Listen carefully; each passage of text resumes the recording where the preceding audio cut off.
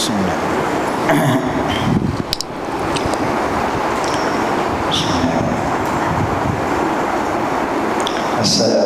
warahmatullahi wabarakatuh. Bismillahirrahmanirrahim. Alhamdulillahirabbil alamin. Wassalatu wassalamu ala asyrafil anbiya'i wal mursalin wa ala alihi wa sahbihi ajma'in. Rabbi shalli wa sallim wa hlul 'uqdatam min lisani yafqahu qawli. Subhanaka la ilma lana illa ma 'allamtana innaka antal 'alimul hakim. Wa la hawla wa la quwwata illa billahil 'aliyyil 'azim. Ila hadratil Mustafa Rasulullah sallallahu alaihi wasallam شكرا لنا والفاتحة. أعوذ بالله من الشيطان الرجيم. بسم الله الرحمن الرحيم. الحمد لله رب العالمين الرحمن الرحيم مالك يوم الدين إياك نعبد وإياك نستعين اهدنا الصراط المستقيم صراط الذين أنعمت عليهم غير المغضوب عليهم ولا الضالين.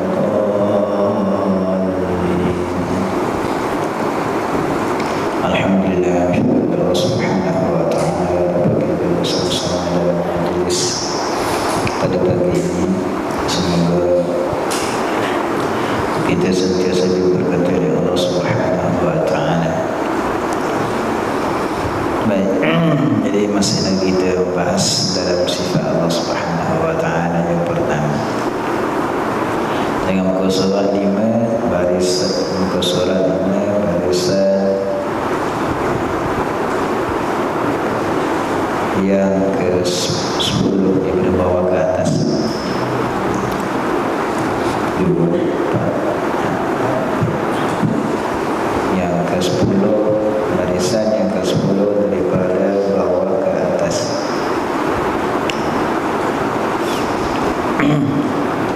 Qala mu'allif rahimahullahu ta'ala, dan dalil atas wujud Allah subhanahu wa ta'ala itu segala makhluk ini, kerana ia mungkin, artinya patut ada dan patut tiada, tiada ada. Dan tiap-tiap mungkin itu tak dapat tiada, bahawa ada baginya yang mengadakan dia, atau kerana ia baharu. Artinya, arti baharu ada kemudian daripada ketiadaan. Baik.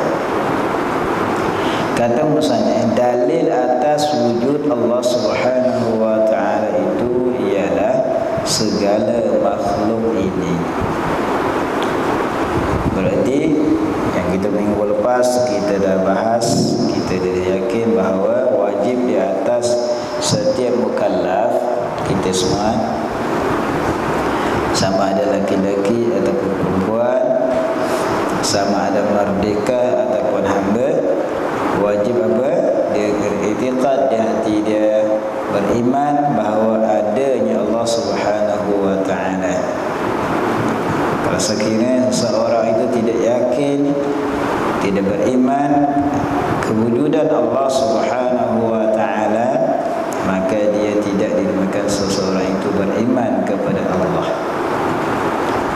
Nah, jadi tentang dalam bab iman ini, dia tidak boleh selain daripada yakin. Kalau ada wasyak, waham, zan dan sebagainya, maka zan, syak, ragu-ragu tentang kewujudan Allah subhanahu wa ta'ala, maka tidak mana seseorang itu masih lagi tidak beriman kepada Allah. Jadi berarti kita kena betul-betul yakin bahawa adanya Allah subhanahu wa ta'ala. Macam mana kita nak tengok? Kita tak yakin bahawa Allah Subhanahu Wa Taala kalau orang tak nampak pun, contohnya kan. Agak-agak kita jawab kan ya. Kita nak kata setiap benda mesti ada. Kalau tak ada macam mana? Ni setiap benda yang kena boleh lihat, dah boleh nampak. Dia tak nampak pun. Baik. Jadi itu tidak menjadi persoalan bagi kita. Nampak tak nampak, yakin bahawa Allah tetap ada. Kenapa itu tak dapat lihat? Sedangkan makhluk, sebab kita ini tidak layak untuk melihat Allah Subhanahu Wa Taala di dunia ini. Sebab ada beberapa perkara yang Tuhan tidak memperlihatkan kita di atas dunia ini. Sebab di antaranya kita zat yang baharu, nak tengok zat Allah Subhanahu Wa Taala yang qadim di dunia ini tidak layak, tidak padan. Sedangkan Nabi Musa nak melihatkan wajah zat Allah Subhanahu Wa Taala, Tuhan suruh Nabi Musa tengok pada bukit.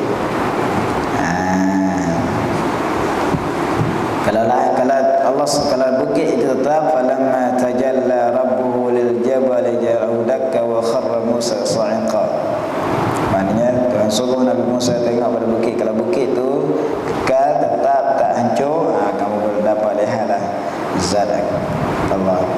Lalu Tuhan tajalli, Tuhan buka sedikit sahaja cahaya Allah Subhanahu Wa Taala, maka hancur bukit tu. Nabi Musa pingsan. Setara Nabi Musa pingsan, umatnya hancur lebur.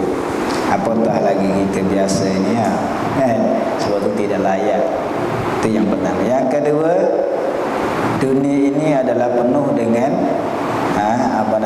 kafir, dengan campur aduk antara orang beriman dengan orang kafir, orang yang fasik, orang yang taat. Berarti tidak layak Allah Subhanahu Wa Taala memperlihat zatnya di tempat yang hina. Sebab Allah khususkan orang yang melihatkan zat Allah Subhanahu Wa Taala adalah orang-orang yang bersih daripada dosa-dosa dan tempatnya bersih, yang tidak ada seorang pun orang yang berdosa di dalamnya, iaitu di syurga nanti, dan tempat yang kekal abadi. Adapun dunia ini tempat yang hina, tempat yang mustafana, yang binasa. Berarti tidak layak. Pak Nabi lihat, Pak Nabi lihat di alam lain. Baik, itu di antaranya lah. Jadi tanda ada Allah Subhanahu Wa Taala di mana? Tadi kita dah wajib yakin bahawa ada ya Allah Subhanahu Wa Taala. Setiap pegangan kita tentang sifat Allah Subhanahu Wa Taala perlu kepada dalil. Bagi orang awam, dia kena ada dalil. Sebab apa? Untuk menguatkan lagi pegangan dia. Kalau tidak ada dalil, kemungkinan dia ikut-ikut orang, tidak yakin, tidak datang daripada hati dia sendiri. Bila ditanyakan dia, berarti dia bawa mari dalil, dia bawa mari hujah atas kewujudan Allah Subhanahu Wa Taala, itu menunjukkan bahawa itu dah datang daripada hati dia.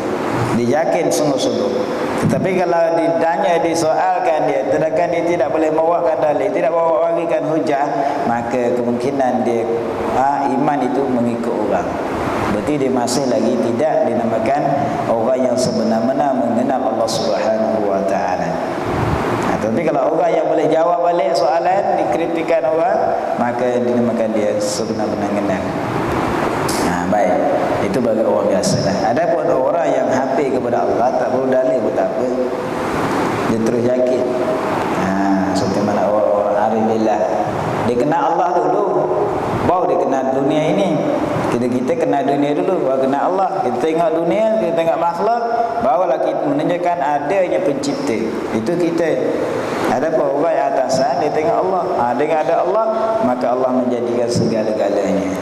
Sebab itulah bezanya antara orang bawahan dengan orang atasan. Baiklah.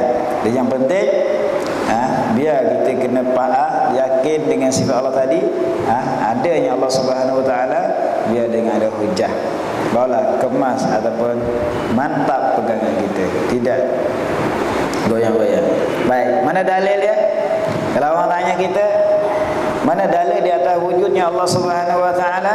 Yaitu segala makhluk ini. Segala makhluk. Maknanya benda yang dah dijadikan. Makhluk-makhluk maknanya benda yang dah dijadikan. Jadi banyaklah makhluk. Alam, langit, dunia, alam, langit, bumi, kayu, jin, manusia, malaikat, surga, neraka dan segala-galanya. Itu namanya makhluk. Kenapa mengatakan makhluk ini menjadi dalil di atas wujudnya Allah Subhanahu wa taala? Kerana ia makhluk itu mungkin. Kerana makhluk itu mungkin. Sebab makhluk itu mungkin itulah menunjukkan adanya Allah. Apa arti mungkin? Patut ada dan patut tiada ada. Boleh faham atau tidak? Agak-agak pening sikit ya. Dalil bukti menunjukkan adanya Allah Subhanahu wa taala makhluk ni, alam ni. Ni alam masyahadah yang kita ni tengok ni. Alam. Kenapa boleh mengatakan, kenapa kata alam ataupun makhluk ni menjadi dalil atas wujud Allah Subhanahu wa taala? Kerana dia tu mungkin. Faham lagi? Apa arti mungkin? Artinya mungkin tu patut ada, patut tiada. Baik. Jadi sebelum Allah Subhanahu wa taala menjadikan makhluk, mana makhluk ini masih lagi dinamakan tak ada lagi. Ya, tak ada lagi. Yang adanya Allah. Boleh faham tak? Yang adanya Allah ya. Sebelum itu tak ada lagi makhluk ni. Berarti dalam keadaan tu Allah Subhanahu wa taala ada kuasa. Allah ada sifat kehendak. Allah ada sifat ilmu dan seterusnya sifat-sifat yang lain. Makhluk ni belum ada lagi, belum dijadikan apa-apa lagi. Berarti tu masa tu dinamakan mungkin, mana patut Allah menjadikan dan patut Allah tak menjadikan. Itu namanya mungkin. Enggak boleh faham. Kan? Kalau Tuhan nak menjadikan, jadilah benda tu. Berarti benda tu dinamakan makhluk. Kan? Contohnya gitu. Contoh kita ya. Kita ada anak lagi yang tak nikah lagi. Agak-agak ada anak, tak ada lagi kan? Berarti kita ada duit. Disebut ada kan? Ada duit, ada kemampuan, apa semua cukup lengkap. Apa nama boleh lah nak dapat anak ni. Kan? Rasa tinggi nampak orang bawa anak tu, ingin juga nak bawa anak kan. Jadi kita pun nikah lah. Sebelum tu ada niat nak lagi? Tak ada lagi. Itu maknanya mungkin, boleh. Kita rasa, aku nak nikah, nak dapat anak. Maknanya mungkin, boleh. Jadi demikian juga Allah Subhanahu wa taala, masa tu makhluk ni belum ada lagi. Jadi yang adanya adalah Allah Subhanahu wa taala. Sebab tu Allah lah yang awal. Wal awwalu, ya Allah yang awal. Allah lah mula-mula ada. Makhluk ni baru je ada. Sebab apa? Sebab Allah jadikan. Baik, dalam masa tu mungkin, maknanya kalau Tuhan tak nak menjadikan dia, tak ada. Kalau Tuhan nak menjadikan dia, ada. Seperti mana sekarang ni dah ada ni, disebabkan dengan kehendak Allah Taala nak menjadikan dia. Itu maknanya jadi dia. Berarti dia ni dinamakan mungkin. Itu maksud dia. Jadi tiap-tiap mungkin mereka tidak faham benda yang patut ada, patut tak ada dengan kehendak Allah. Dengan kehendak Allah, Tuhan nak menjadikan dia ataupun tidak, itu dengan kehendak Allah benda itu. Tiap-tiap mungkin, tiap benda yang tadi pasti bahawa ada bagi yang mengadakan dia, kan mungkin tu. Yang tadi saya dah sebut tadi. Setiap mungkin tu tak dapat tidak, adanya baginya mengadakan. Siapa yang mengadakan? Yakni Allah. Kalau tidak ada siapa yang menjadikan mungkin, macam mana nak katakan makhluk? Macam mana dia adakan? Seperti mana kita dah ada pada sekarang ni, yang kita dapat lihat langitnya, buminya, lautnya, pokok-pokok ayu dan makhluk-makhluk yang lain. Ini menunjukkan ada pencipta baginya. Siapa dia? Yang bernama Allah. Itu maksudnya. Mana tidak mustahil kalau ada sesuatu daripada makhluk ini tanpa pencipta. Tanpa ataupun tidak ada Allah yang menciptakan. Itu mustahil. Tidak ada sesuatu benda yang terjadi dengan sendiri. Mesti ada penciptanya. Sedangkan orang Arab Badui, dia tengok di dalam padang pasir, cerita dari kaya, dia tengok tai unta tu, dia faham. Dia kata bila ada tai unta pasti ada tuan. Boleh? Unta dah beri. Takkan ada tai unta, dah ada unta punya nak berak. Berarti menunjukkan bahawa adanya makhluk ini ada, menunjukkan adanya pencipta. Orang Badui dia boleh faham. Kalau kita ngaji sampai tinggi-tinggi tak faham juga, berat. Itu tengok makhluk, itu menunjukkan adanya Allah Subhanahu wa taala. Ada yang menciptakannya.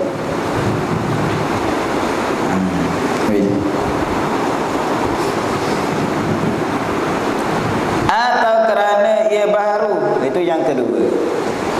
Yang pertama kita mengatakan kerana makhluk tu mungkin. Benda yang boleh tak ada, boleh yang tak ada. Kan? Seperti mana sekarang ni. Mungkin lah ni. Makhluk yang ada ni mungkin. Sebab apa? Ni, kalau masih lagi ada ni, itu dengan kehendak Allah. Tapi kalau Tuhan kehendaki nak meniadakan, nak menghilangkan, nak menghancurkan, sekelip mata sahaja. Bila-bila masa sahaja Tuhan menghancurkan. Berarti mana dia mungkin dah tu. Mana benda boleh tak ada, mana tidak ada. Bukan benda wajib. Adapun benda wajib ada adalah Allah. Selain daripada Allah mungkin. Itu ingat tu. Itu yang pertama. Yang kedua, sebab apa makhluk ini menjadi dalil, menjadi hujah, bukti adanya Allah Subhanahu wa taala? Sebab dia baharu. Sebab dia baharu.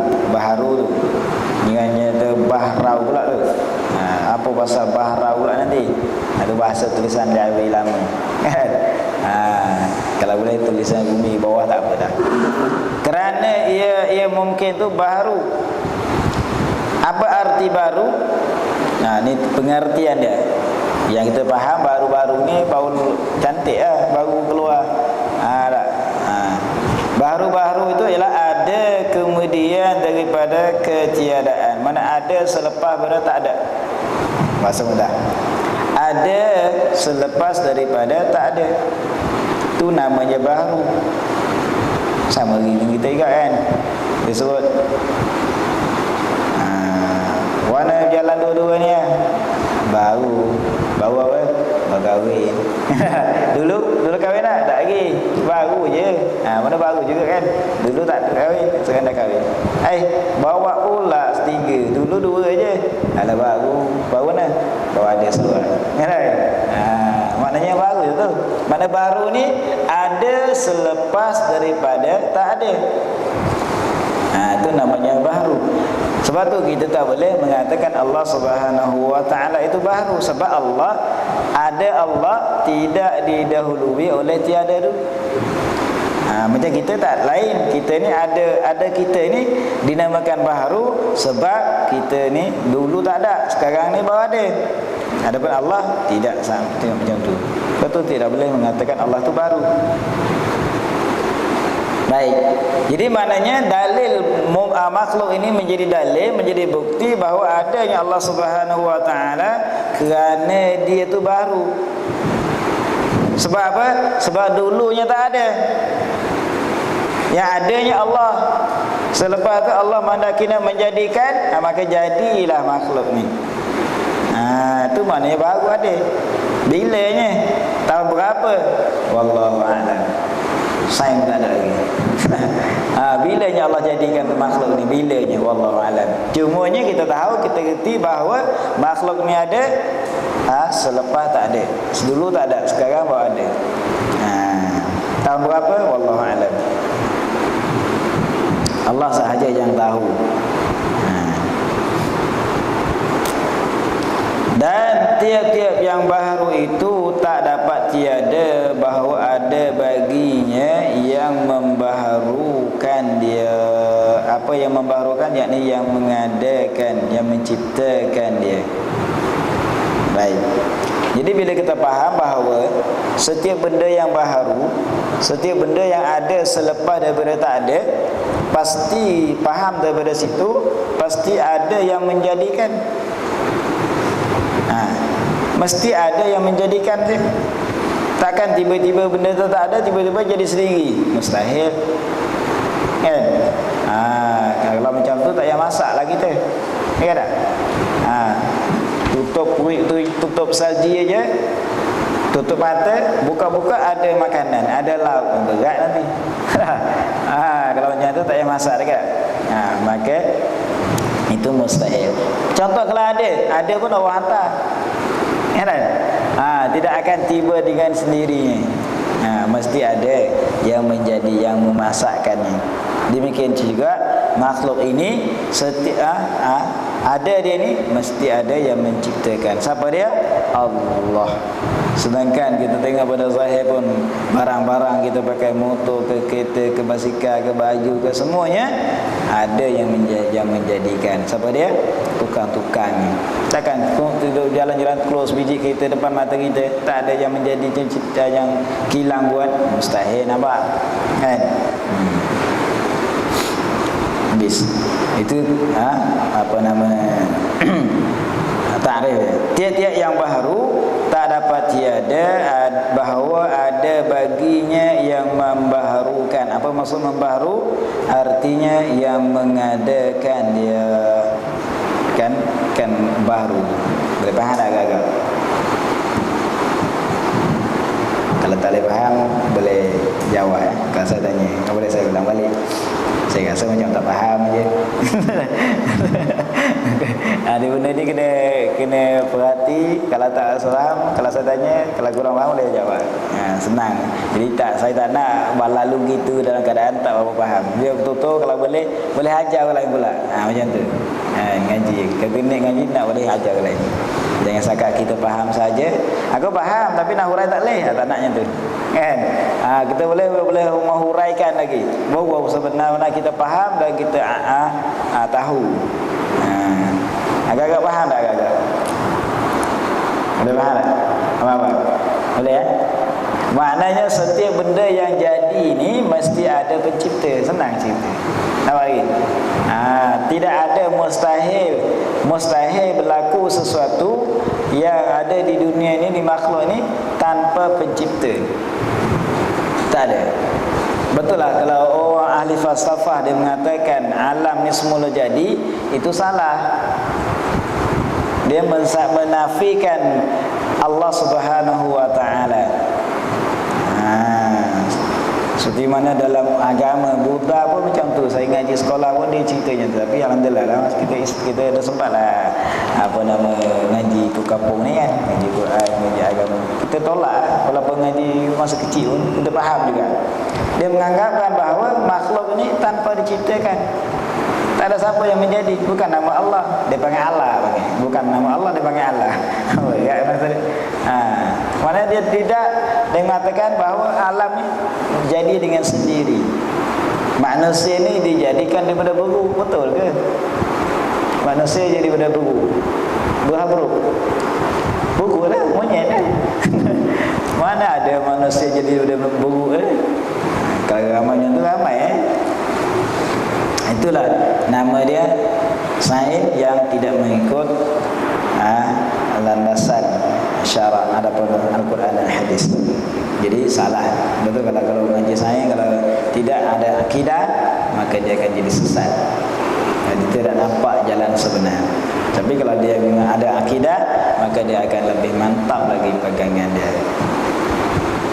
Baik. Jadi kesimpulannya, adanya Allah Subhanahu wa taala bukti dia makhluk ni. Sebab apa kata makhluk ni menjadi dalil atas ada Allah? Sebab dia baharu. Apa kata baharu? Sebab dia dulu tak ada. Lepas tu Allah jadikan dia. Baru ada. Itu namanya, tu maksud dia. Dan kemudian jika datang soal soalan ataupun i'tirad, kritikan, teguran, maka hendaklah engkau jawab daripada soalan tadi atas jalan yang dituntuti. Maksudnya kalau orang tanya soalan lain, jawablah. Biar kita boleh jawab balik, boleh balas balik. Jangan kata orang tanya kita garuk kepala, botak kepala nanti. Kan ada setengah-setengah kan. Main ikut-ikut je. Dia ingat iman ni dapat dengan bila lahir je terus dapat iman. Tak. Islam dapat, tapi iman dia kena belajar. Jadi kita kena balas balik. Adapun keadaan yang mengadakan itu namanya Allah, dan lainnya lain bernama Allah. Nama Allah ada berapa? 99. Baik, ini dah jelaskan. Siapa yang menjadikan tu? Nama siapa? Keadaan yang mengadakan itu maknanya orang yang menjadikan tu siapa? Siapa yang menciptakan alam ni? Siapa yang menciptakan makhluk ni? Namanya Allah. Ni berat. Kalau memang saya dah bahas dulu dalam bab bismillah. Nama Allah. Allah ni adalah Allah yang zat yang wajibul wujud, zat yang wajib ada. Itu namanya Allah. Berarti tak boleh berkongsi selain daripada zat Allah, namanya sama. Tak boleh. Kena faham tak? Boleh faham tak kakak? Boleh kan? Tak boleh kita meletakkan nama Allah ini selain daripada zat Allah. Sebab hanya khusus kepada zat Allah sahaja. Sebab Allah ni nama bagi zat yang wajib ada. Nama dia Allah.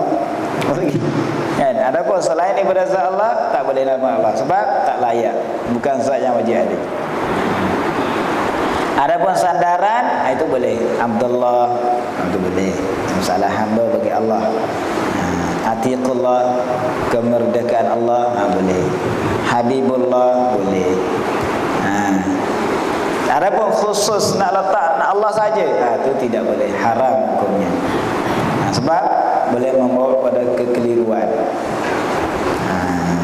Nanti kalau kita letak nama Allah pada berhala orang sembah tu, boleh panggil yang duduk cekor, duduk senyum, duduk atas lantai tu. Kalau kata dibenarkan kita bagilah nama Allah ni bagi kat dia, so dia letak, so dia nama juga agak-agak. Dan generasi yang akan datang macam mana agak-agak? Kita katanya dia, apa pasal perayaan tu? Nak gimana tu? Nak sembah Allah lah, bagi sembah Allah. Kan? Sedangkan fahaman dia Allah yang dimaksakan tu untuk cokoh tu. Adapun Allah yang kita pegang bukan macam tu. Sebab tu tak boleh kita berkongsi. Habis. Dan lainnya, lain daripada nama Allah, Ar-Rahman, Ar-Rahim, namanya sama saja. Jadi nama yang lain daripada Allah pun kembali kepada zat Allah, zat yang wajib ada juga. Yang ini nama yang bernama Allah. Sebab apa nama Allah tak termasuk dalam 99? Sebab Allah, nama Allah tu adalah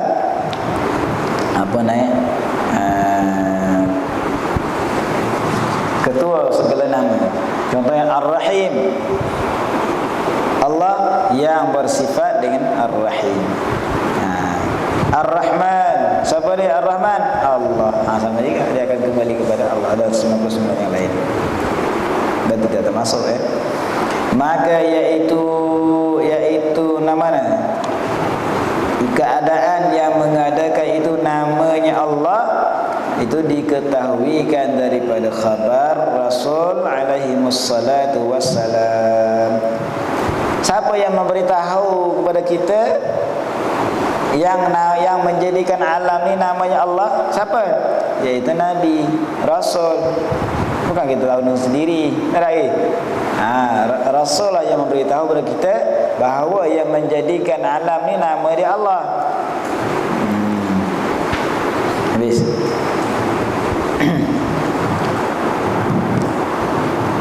Sebab itu Nabi yang dinamakan perantaraan, menyampaikan antara kita dengan Allah Subhanahu wa taala.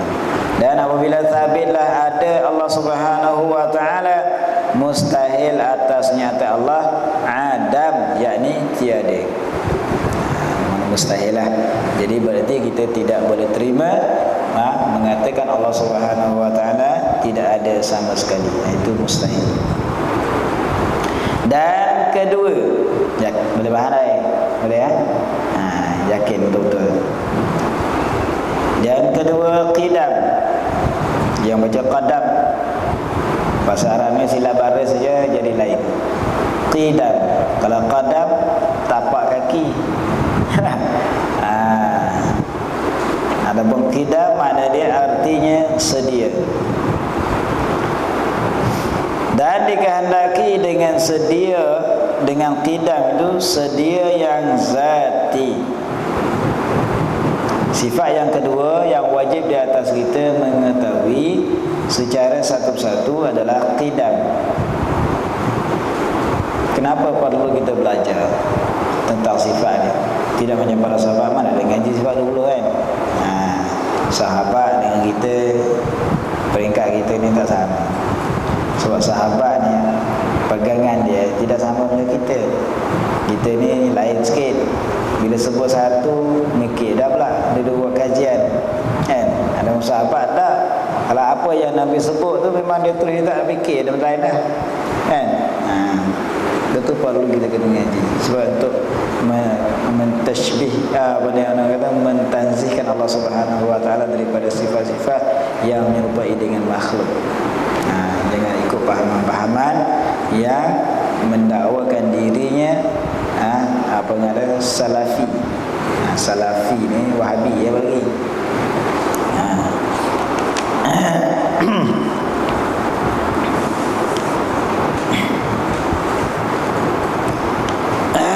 Pahaman Wahabi ini adalah pahaman yang mensabitkan Allah Subhanahu wa taala dengan serupa dengan makhluk. Baik. Jadi sifat yang kedua, qidam, artinya sedia.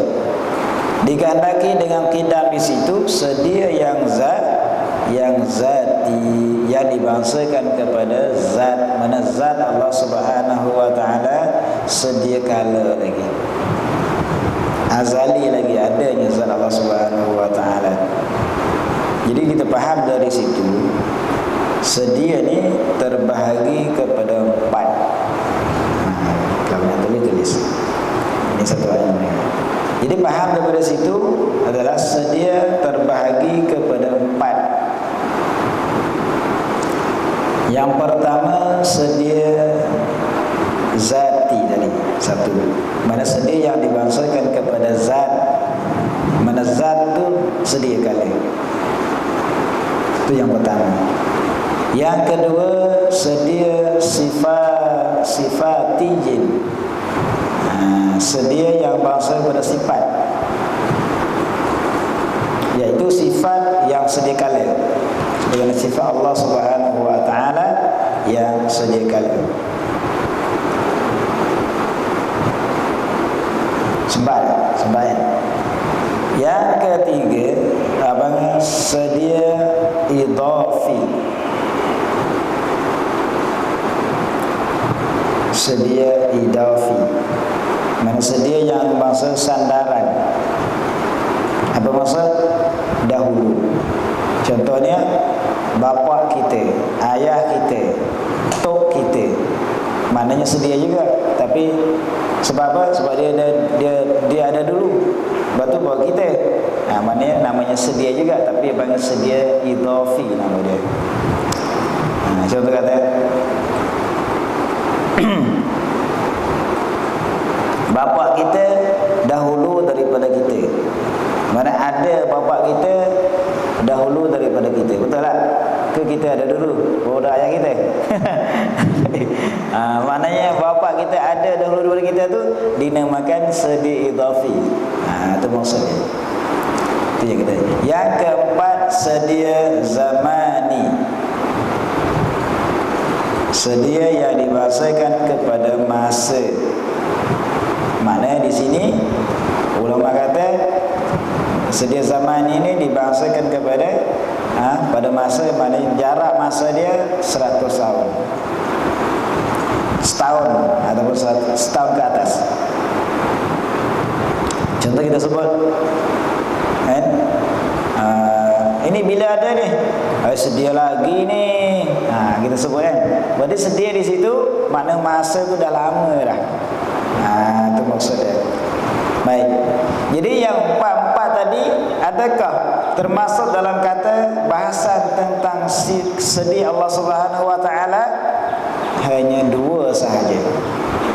Yang pertama sedia zati, yang kedua sedia sifati.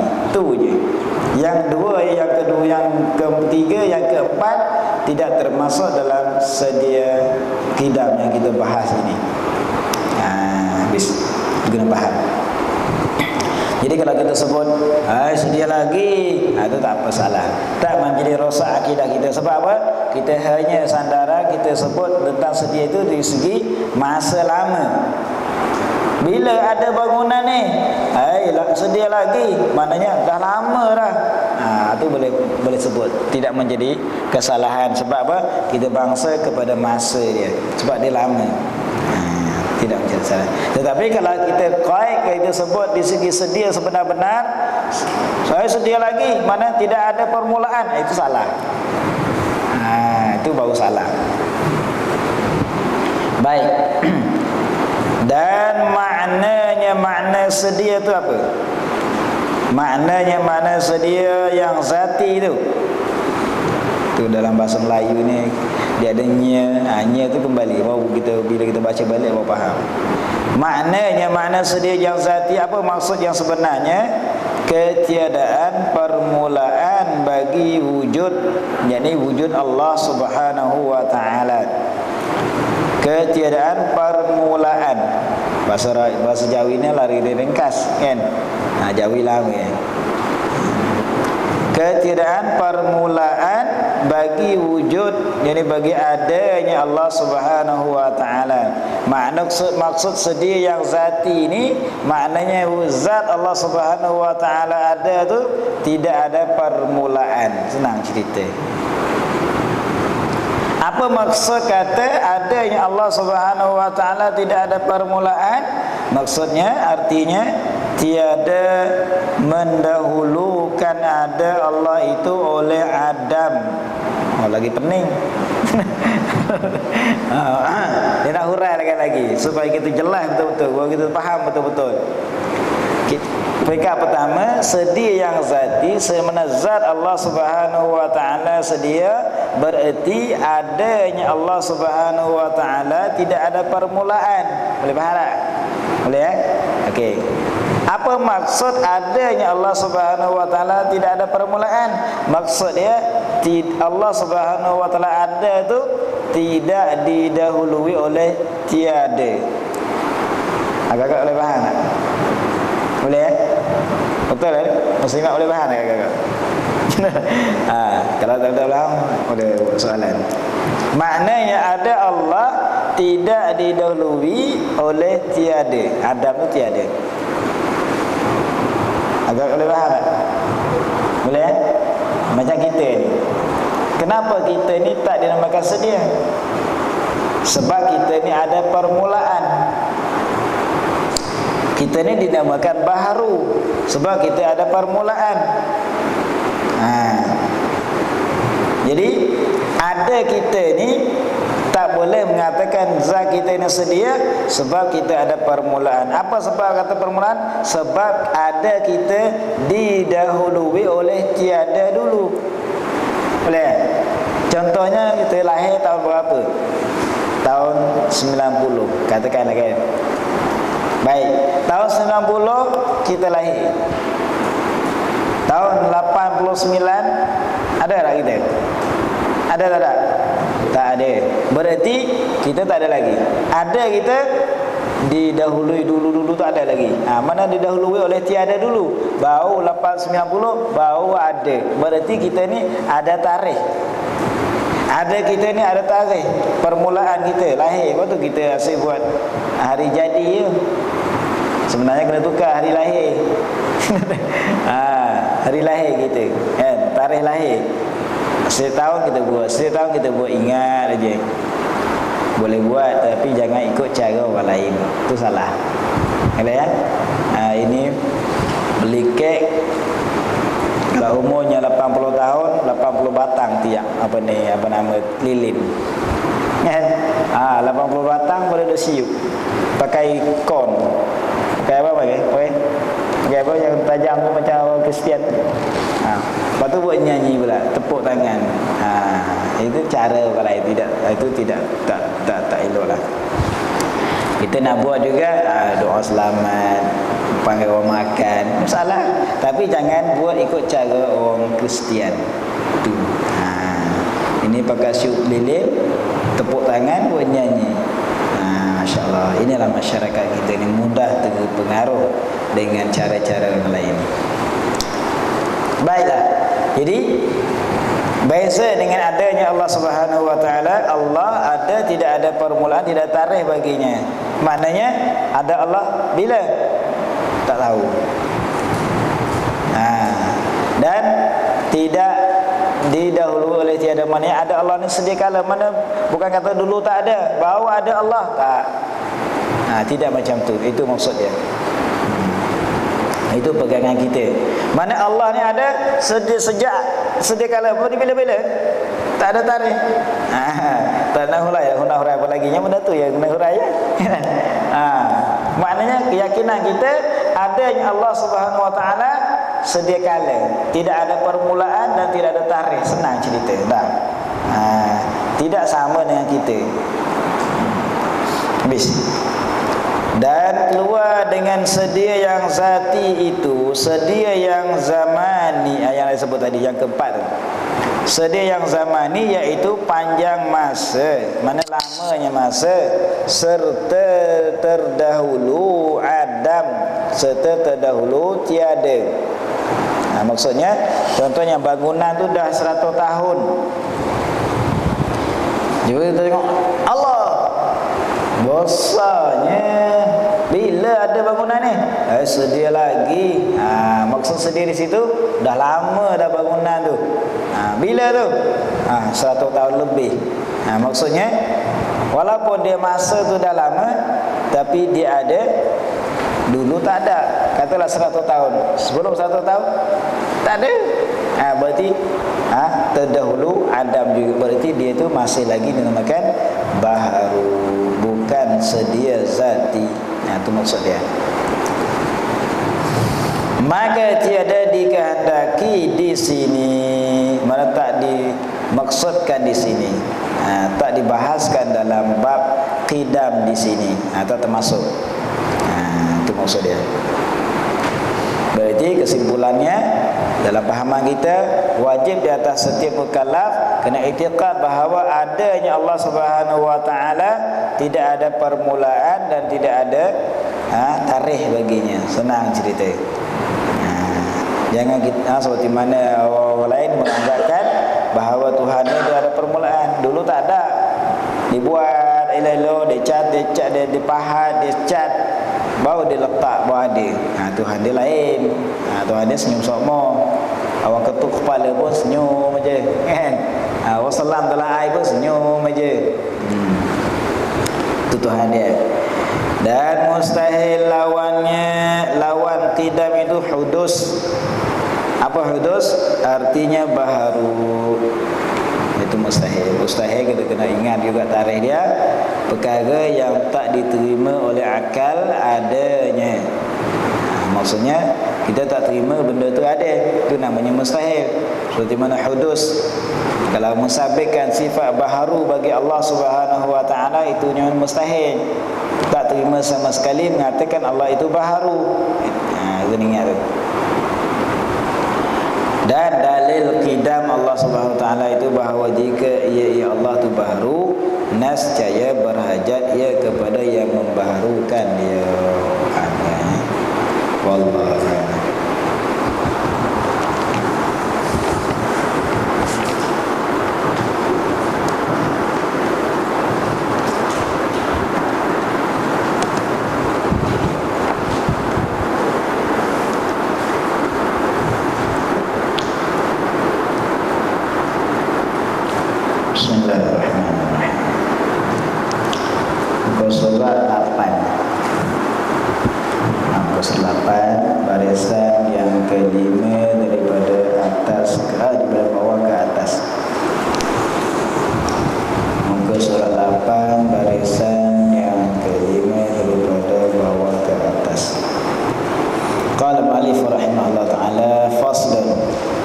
Yang kedua pada menyatakan telinga.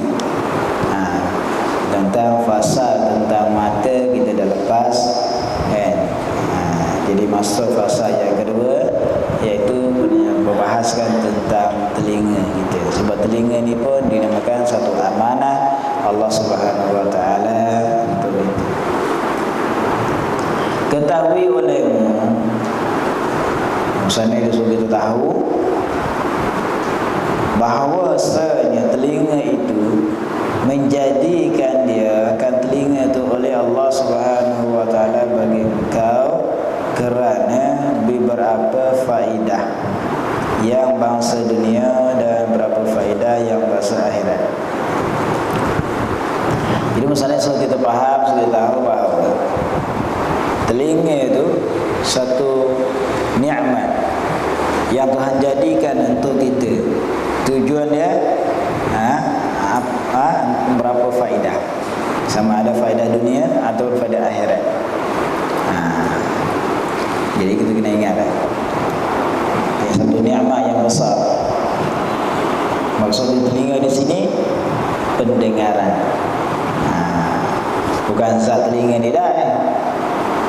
Pendengaran. Maksud telinga di sini adalah pendengaran kita. Yang Tuhan jadikan letak di telinga itu adalah supaya untuk kita mendengar beberapa faedah di dunia dan faedah di akhirat. Itu maksudnya. Betul perlu kita kena jaga. Jangan kita buat sesuatu perkara yang menyebabkan telinga itu jadi pekak. Sebab tu Allah jadikan pendengaran ini dahulu daripada penglihatan. Tengok budak bayi yang lahir, dia dengar dulu. Sebelum tu dia tak nampak lagi. Kita panggil dia, adapun kita buat suara, dia dengar. Tapi mata tak nampak. Sebab itulah mulianya Allah Subhanahu Wa Taala jadikan dengar tu lebih baik daripada penglihatan. Sebab tu ramai ulama-ulama, ada di antara ulamanya buta mata tapi pendengaran dia baik.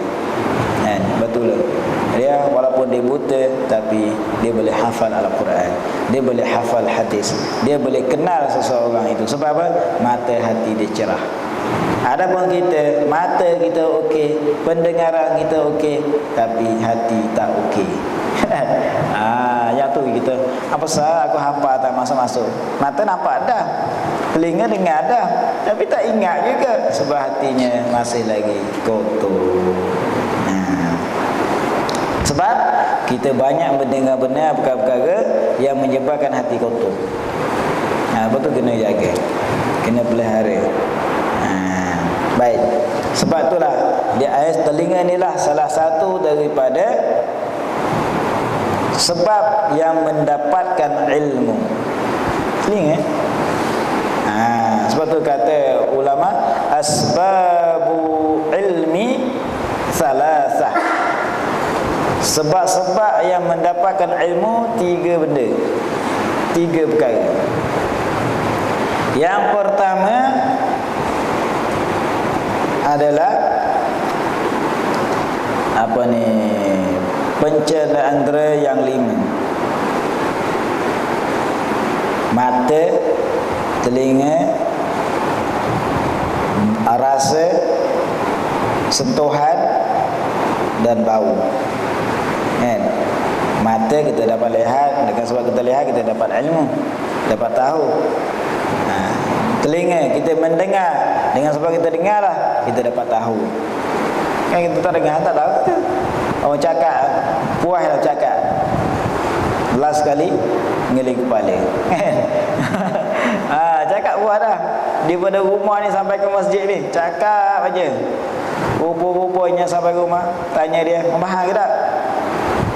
Tak faham. Rupa-rupanya pekat. Waktu kena jaga. Jadi antara sebab yang mendapatkan ilmu adalah telinga kita, pendengaran kita. Jadi penglihatan, pendengaran, bau, rasa, sentuhan, nama lagi? Tadi rasa, sentuhan, pendengaran, mata, penglihatan, cium. Itu apa? Tak ingat? Ada 4 kali. Habis. Jadi telinga lah yang saya maksud di sini adalah telinga. Di antara telinga ni adalah betul kita gunakan telinga untuk mendapatkan ilmu. Kerana banyak akan mendengar benar perkara yang baik. Habis. Berapa faedah yang bangsa dunia? Kata musannif di sini, yang saya lebih daripada guru saya, dia kata telinga ini adalah salah satu daripada nikmat Allah yang besar yang disuruhkan kita untuk mensyukurinya. Betullah kita kena syukur sungguh-sungguh bahawa Allah Subhanahu Wa Taala jadikan pendengaran kita itu. Nah, satu nikmat yang besar juga. Betul lah. Tidak semuanya yang ada telinga yang boleh dengar.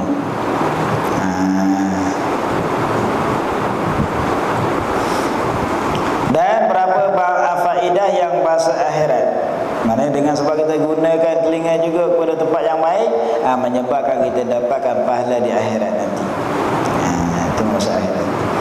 Maka setengah daripada segala faedahnya yang bangsa dunia, apa dia? Bersedap-sedap dengan yang didengar, berseronok. Berseronok-seronok dengan apa yang kita dengar. Itu faedah dunia. Dengar apa kita suka, dengar apa yang kita seronok sekali? Lagu-lagu. Seronok dengar lagu. Seronok. Itu faedah. Tapi lagu mana? Lagu yang dibenarkan. Jangan lagu-lagu yang menyebabkan rosaknya akidah. Ada juga. Dan ada lagu yang menyebabkan kita lalai daripada Allah Subhanahu Wa Taala. Itu dilarang, tak boleh kita dengar. Ini suka dengar lagu Hindustan, Masya Allah. Kalau ibu-ibu yang mengandung, jangan suka dengar lagu-lagu yang menyebabkan anaknya berjoget dalam perut. Ini anak 9 bulan, adapun 8 bulan, 7 bulan, kan kita suka dengar lagu Hindustan, lagu dangdut, adapun lagu putih jadi juga kuat kan. Sampai awak tekan ni timbul satu awak klik jari lingking besar Bila kita dengar lagu-lagu macam-macam tu, menyebabkan anak tu ikut sekali. Dia juga dalam perut dia tendang sana. Kan tak? Kita boleh dengar dia. Sebab apa? Sebab masa tu Tuhan dah bagikan dia boleh dengar. 6 bulan ke atas dah ditentukan 4 perkara tu. Kita kena jaga. Jadi selalu bacakan Al-Quran, selalu kita dengarkan akan Al-Quran, selawat, qasidah dan sebagainya. Mudah-mudahan dia akan memudahkan kita bila dia lahir nanti. Tidak susah kita untuk membentukkannya. Baik, dan yang kedua, menyampaikan ia telinga itu juga kepada memfahamkan segala perkataan yang didengar. Ini tu juga. Maknanya telinga juga bangsa dunia, bahawa bila kita dengar, dengan sebab ada telinga, dengan sebab kita dapat dengar tu, dalam menyampaikan, boleh membawa kepada kita fahamkan segala perkataan yang kita dengar. Kalau Tuhan tak bagikan kita dengar, orang cakap puas 2-3 jam, 4-5 jam, tak faham. Sebab apa? Kita tak dengar kan? Sebab tu bila kita ada pendengaran ni adalah satu nikmat yang besar, perlu kita kena jaga. Kita kena syukur dengar ni. Bukan Alhamdulillah tak macam tu. Mana kita gunakan telinga kita untuk mendengarkan perkara-perkara yang boleh didengar sahaja, yang dibenarkan sahaja, barulah itu dinamakan bersyukur. Sebab setiap nikmat yang Tuhan bagikan kepada kita, semua itu amanah. Mata, telinga, anggota, semua itu adalah amanah Allah Subhanahu Wa Taala untuk kita menjaganya. Kalau kita jaga dengan baik, maka balasan kita akan menjadi baik. Kalau kita tak dapat jaga, maka na'udzubillah, takut kita terima balasannya tidak baik juga. Itulah, kalau boleh kena jagalah. Jangan kita selalu, biasalah benda-benda haram ni memang seronok, sedap. Lepas satu cerita, sambung satu cerita. Lepas satu cerita, sambung satu cerita. Seronok sampai Kita tak sedar. Kalau tengah malam sampai tengah malam tak sedar pukul 2 3 pagi kan. Kalau siang hari pula sampai tak sedar kita sembahyang. Ada juga duk sembang kabar-kabar dekat Zuhur dah. Macam tu kan. Berarti kena jagalah. Sebab setiap perkataan yang kita dengar, kalau benda tu baik, alhamdulillah. Kalau benda tu tidak baik, kita akan menjadi saksi di akhirat. Itu kena jaga baik. Lebih-lebih lagi kalau membawa kepada fitnah. Orang yang dicerita tu benda yang tak dibuat oleh orang tu. Maka bila kita membenarkan apa yang kita dengar daripada orang tu, maka kita akan menjadi saksi pada orang tu. Mana apa dia? Kenapa kamu fitnah dia? Ada penyokong. Itu dia jaga baik. Jadi kena selidik dahulu. Kena perhati dulu betul atau tidak. Baiklah. Jadi di antara nikmat bangsa faedah yang bangsa dunia, bila kita dengar, sebab kita dengar itulah menyebabkan kita boleh fahamkan apa yang kita dengar. Itu aja. Itu maksudnya. Ini ialah satu tanda kekuasaan Allah Subhanahu wa taala. Tuhan jadikan pendengaran di telinga ini, dengan berdebat kita dengar tu boleh faham. Kuasa apa? Masya-Allah. Itu kata musannaf. Maknanya dengan sebab pendengaran tu boleh beza hak mana baik, hak mana tak baik. Ada juga. Kan? Inilah tanda kekuasaan Allah Subhanahu wa taala yang Allah jadikan pendengaran itu letak di telinga kita. Tuhan jadikan penglihatan letak di mata. Tuhan jadikan pendengaran letak di telinga. Tuhan jadikan rasa letak di kulit. Dan Tuhan jadikan bau letak di hidung. Kan? Rasa di lidah. Sama juga. Betul. Bau tu di hidung. Berarti kalau orang subak hidung tak bau dia. Mana bau su tak bau pun. Padahlah subak hidung. Baiklah. Jadi maknanya semua tu nikmat Allah Subhanahu wa taala. Dan setengah daripada segala faedah yang bangsa akhirat, iaitu mendengar ia akan Al-Quran. Maknanya dengar akan Al-Quran, maksudnya orang membaca Al-Quran. Kalau dengar Al-Quran, kalau Al-Quran tak baca, macam mana dengar? Mana dengar orang baca Al-Quran. Sebab orang bila kita dengar baca Al-Quran, perlu kita kena jaga adab. Kan banyak di kalangan kita bila dibacakan Al-Quran, bila dibacakan hadis, macam kita baca ilmu kan, banyak kadang setengah-setengah teman kita ni tak masalah dah, tak ada simbang. Kalau kita ngajar di masjid-masjid, di surau-surau, jadi tak nak minat ngaji dia dah hujung sekali. Inilah di antara orang yang tidak gunakan faedah telinga. Dia menyebabkan, sedangkan Allah Subhanahu wa taala sebut dalam Quran, wa idza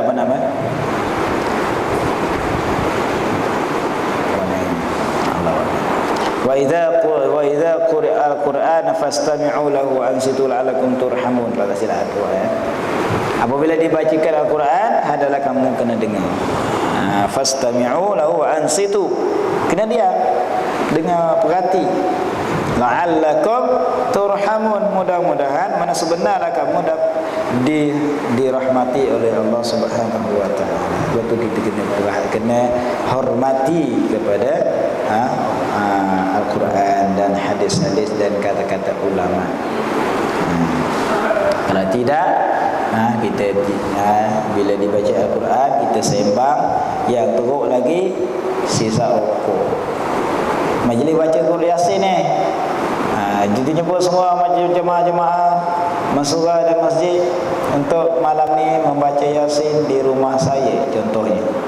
Datanglah macam-macam berbagai-bagai orang yang hujung sekali duduk kat tangga, orang tengah baca Yasin, dia pedal 2-3 batang. Ini di antara orang yang tidak berjaga adab dalam majlis, dalam Quran. Saya pun lemas kan itu. Lemah. Dia tengah baca Yasin ni lemah ni. Kita dia tak biasa isap rokok. Bila bau asap dia lemah lalu. Kan? Orang biasa isap rokok lain kan. Lagi seronok dia. Oh, bau sedap jasuk tom yam. Tapi kita tak isap rokok ni, masya-Allah, bau aja. Nak mampus. Lemah. Jadi maknanya tolong jagalah. Tinggalkan sementara. Kalau nak isap sangat, lepas makan, lepas itu barulah isap-isap lah. Tapi jangan mengganggukan orang dah. Bukan saya suruh isap. Kalau nak sangat. So ada setengah orang kata haram, setengah kata makruh. Kalau menyebabkan gangguan orang, lagi bahaya. Baik, jadi cerita sini, dengarlah Al-Quran. Banyakkan dengar. Gunakan nikmat itu. Sebab nanti di akhirat kita akan dapat dengar kalam Allah. Kalau kita suka mendengarkan perkara-perkara yang diharamkan, Tuhan tutup nikmat ni. Dan hadis-hadis Nabi SAW dan segala ilmu yang memberi manfaat. Tiga. Dan perkataan yang baik pun sama. Betul lah. Kalau kita dapat jaga ni, insya-Allah pendengaran kita seperti mana seorang syekh. Mata dia sihat, pendengaran dia sihat, badan dia sihat. Lalu orang tanya dia, ni dia panggil anak dia dekat sungai tu boleh dengar. Suara dia panggil padahal tak pakai mic pun. Anak dia boleh dengar dekat sungai dia naik. Masya Allah, hebat tak hebat. Lalu orang tanya dia, kenapa Syekh ni dapat kelebihan ni? Sebab dia kata, aku jaga anggota aku daripada mendengar perkara-perkara yang dilarang oleh Allah Subhanahu Wa Taala. Sebab tu Tuhan bagikan aku nikmat boleh dengar, boleh panggil anak aku walaupun tak pakai mic. Suara tu angin boleh bawa ke sana. Sikit je dia panggil, tapi dia sampai ke sana. Masya Allah. Kita ni sampai jeki tekak ni, tak dengar juga. Sebab apa? So kita banyak melakukan benda yang benar-benar Tuhan larang. Jadi seeloknya kita kena uzlah lah. Uzlah di sini bukan maksud uzlah kena bawa puyuh, bawa nasi, bawa beras, pergi masuk bukit dah. Uzlah sama sekarang ni susah. Mana kita mengasingkan diri, tidak bercampur gaul dengan benda-benda yang maksiat lah. Kita pergi berjabat, kita pergi ataupun bekerja dan sebagainya. Kalau benda yang baik kita bergaul, benda yang tak baik kita lari, kita elak diri supaya jangan kita terjumus dalam benda-benda dosa ni. Dan kerana banyak inilah segala faedah tu, adalah pendengar itu lebih afdal daripada penglihat. Wallah. Saya tak pasti Ustaz Zaman ada berbincang. Kalau pastikan saya boleh sambung lagi, tapi tak pasti. Wallah anak sekat tu dulu. Kalau tak ada, nanti awal. Wallah. Bismillahirrahmanirrahim. Alhamdulillah alamin wassalatu wassalamu ala asyrafil anbiya'i wal mursalin wa ala alihi wa sahbihi wa man wala.